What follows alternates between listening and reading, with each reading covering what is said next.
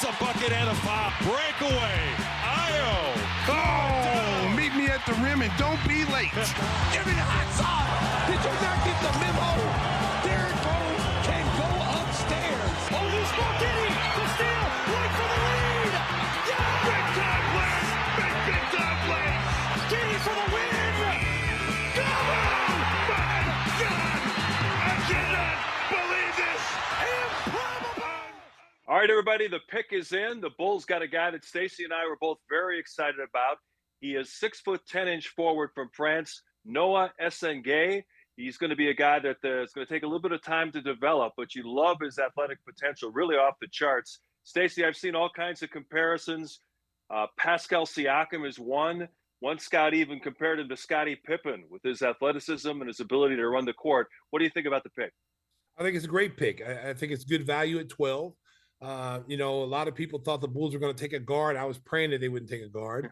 To be able to get a kid who's the second youngest player in the draft has a huge upside. And you're talking about a Bulls team that, they have 1 foot in rebuild, 1 foot in, we don't want to rebuild. You know what I'm saying? So they're kind of in the middle, and they like to call it basketball purgatory, but they're reloading with young talent, and they've already got young talent on the roster. I think right now defensively, Mark, and I said this on our Gimme the Hot Sauce podcast show, defensively, he's ready to play right now. He can go out there and play 1 through 4. He'll be able to switch on defense. He can get out and run in transition. He's the type of player that Josh Giddey will love to play with him and Modest. You have 2 young forwards that can get out in the open court and run, cause havoc with their defense. This is a kid I think Bulls fans are going to be excited for. I think they don't know him right now. They don't know who he is right now. But if you follow the French basketball program and you see Wemby and you see the kids in Atlanta, these guys are all lottery picks now. This whole French young team coming together, they've been playing together since they were little kids. So those guys are coming over to the States right now. They took the dream team to the brink of elimination. And so this is a French, international team that I think in the next Olympics, they could win the whole thing. And right now, as you mentioned, he's the second youngest player in the draft next to Cooper Flagg, 18 and a half years old, but he measured in at 6'10". He's a guy that can play that small forward position. You've got versatility now with Modest, who can play either forward spot. You still got Patrick Williams, who can play either forward spot, and Julian Phillips. So now all of a sudden, you got a deeper front court. Billy wants to play fast, and these guys can run with Josh Giddey and Lonzo Ball and catch lobs, as you mentioned, and really be forces on the fast break. Well, you hit the nail on the head, Mark. They got more depth now at the wing position. One of the things that the Bulls lacked was quality depth, with long athletic wings, being able to draft Modest last year, people say it was luck, him falling all the way down to 11, the Bulls were able to get him. But you saw what he brought to the table when they gave him consistent minutes. This kid is a future star in this league, and you want to surround him with other, playmakers, guys that can make his job easier.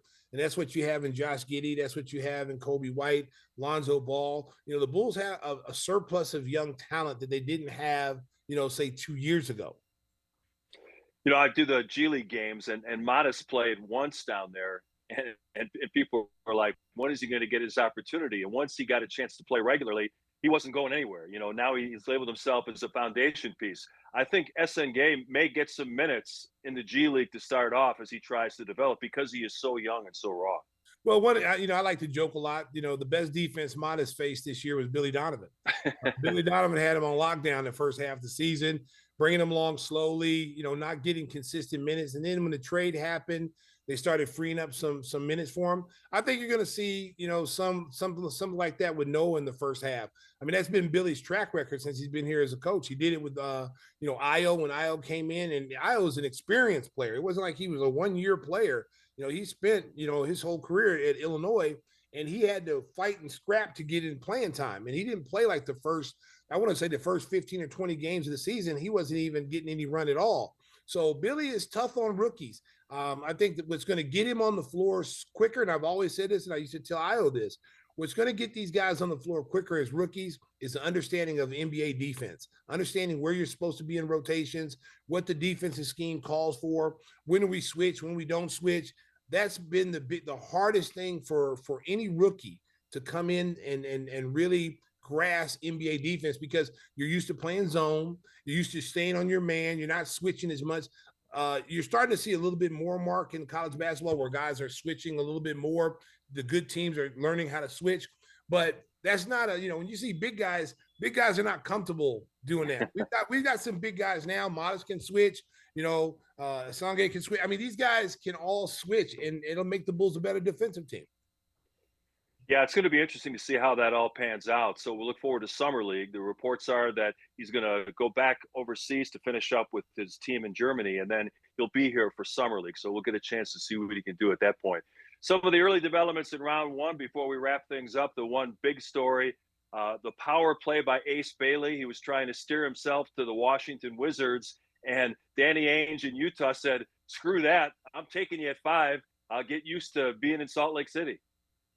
Well, these young players, man, they're, this is a whole different league now. This NIL has created kind of a monster where guys are getting paid a lot of money.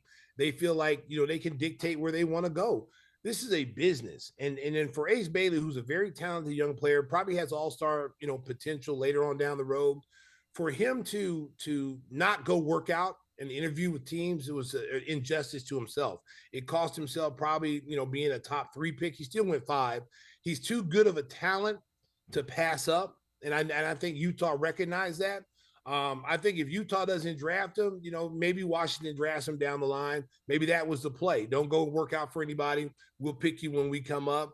And if Washington was doing that, what they probably should have did was trade up to guarantee that they were going to get him. So they were playing the long game thinking, oh, it's going to scare teams off because here's a kid 18 years old with attitude. But it backfired because Utah recognizes, like, hey, this kid is too talented to pass on at 5, and they drafted him.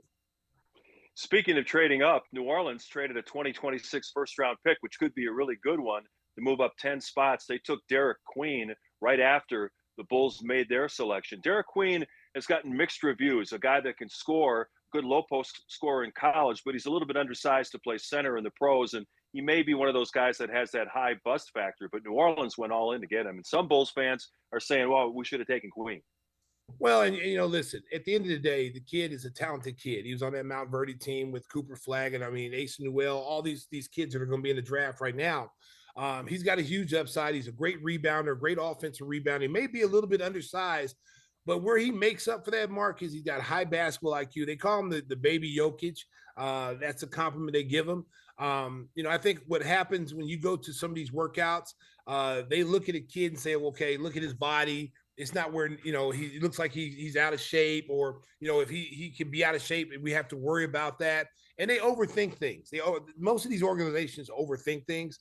It's like, what's the eye test? What did he do at the high school level? What did he do as his first year in college? He dominated. So you got to keep that in mind. A lot of these guys, they love him during the school year, Mark, but then when they have a chance to talk to him and they pick him apart, then they start to question whether he's as good as they thought he was when we saw him, say, in January. Last thing before we wrap it up, the Bulls almost got really lucky. The 7-foot center from Duke, Kaman Maluach, was dropping. He was all the way down to 10 when the Phoenix Suns, who got him that pick from Houston in the Kevin Durant trade, they went in and grabbed him. And then they made a trade with Charlotte for Mark Williams. So all of a sudden, a Phoenix team that was all guards now has a couple of centers they can rely on. Maluach at 7'1", a shot blocker who has a nice shooting touch. He might have looked nice in a Bulls uniform. He almost got there. Mark, I was sitting there watching it, and I'm like, oh, my goodness. Like, Houston doesn't need him because they got Sengun. So I'm thinking, okay, they're going to pass on. They're going to go probably get, Ace Newell or Queen or someone that can play power forward alongside Sengun. And I'm like, there's no way. And then Portland already has Klingon, and they also have Deontay Ayton. So they don't need him either. So I'm like, okay, he's going to fall right to the Bulls, and we'll be a big man for the next 10 years. But the basketball guys didn't bless us. And they said, we gave y'all something last year. You wait till next year. Maybe we'll get lucky next year, Mark, and we'll get in those top 2 picks. Maybe win the number 1 pick. If Adam Silver is listening, listen, you helped Dallas out. We know what you did. I thought the Bulls are making the playoffs next year. They won't even be in the lottery. Listen, Mark. Mark, I don't know about all that. All I know is that next year's draft is supposed to be better than this year's draft. I know. And there's a bunch of game changers in that draft. There's Yeah. like 3 or 4 players that are really big time players. And if you want to be, if it's a year to be bad, next year's a year to be bad. Well, the Bulls have one more pick coming up. They will have the number 45 overall pick on Thursday. Don't be surprised if they take an international guy that they can just stash, because the roster is really crowded right now, and they really don't have room for another young guy. So we'll see what happens on Thursday. And then also, Javon Carter just, opted into his player options. So that also throws a wrinkle into it. I don't think the Bulls are done making some moves. I think they're waiting to see what their draft situation was. They probably tried to, see if they could move up in the draft to get a higher pick. Teams probably said no. But, you still got Vucic out there. You got Lonzo Ball's contract's very friendly. I don't think the front office is done. All right, so free agency begins starting next week. We'll see if the Bulls make any moves there. Make sure to follow us every week with brand new episodes of the Gimme the Hot Sauce podcast. For Stacey, I'm Mark. Thanks for tuning in. He